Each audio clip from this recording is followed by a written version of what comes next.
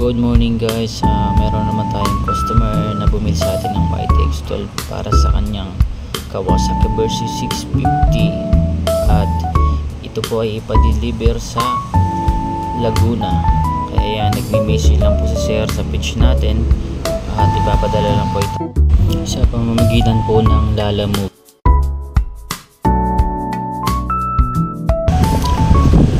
Sa proseso po na ito ay kailangan lang po namin masiguro sa aming customer na brand new po yung aming battery dahil maraming beses po kaming messages ng customer dahil sinasabi na luma daw yung battery. Kaya po kami siguro ay bago na maibigay yung battery sa kanila ay kailangan po namin i-video yung item para po masigurado na talagang brand new po yung item na makarating sa kanila po.